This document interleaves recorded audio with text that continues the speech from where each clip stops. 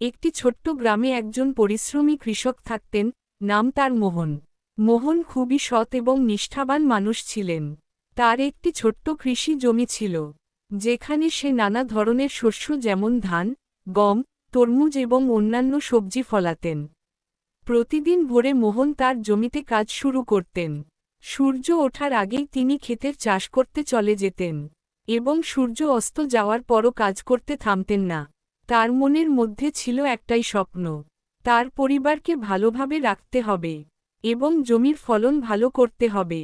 একদিন গ্রামে একটি বড় ঝড় এসে তার জমির অনেক ফসল নষ্ট করে দিল।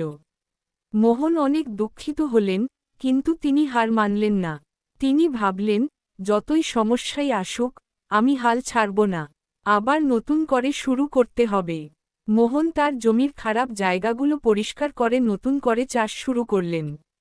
কিছুদিন পর তার পরিশ্রমের ফল দেখতে শুরু করলেন। জমিতে নতুন শস্য ফলে উঠল।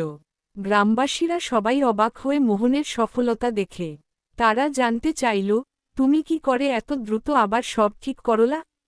মোহন সাদা হাসি দিয়ে বললেন, প্রথমত, আমি আশা ছাড়িনি। দ্বিতীয়ত, আমি জানতাম যে যে কাজ ভালোবাসা দিয়ে করা হয়, সে কাজ কখনো ব্যর্থ হয় না।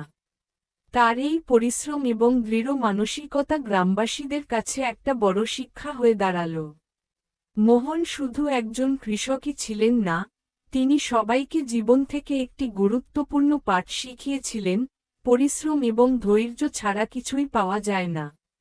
এভাবেই মোহন তার খামারটিকে আবার সবুজ ও সজীব করে তুললেন এবং সবার প্রিয় হয়ে উঠলেন।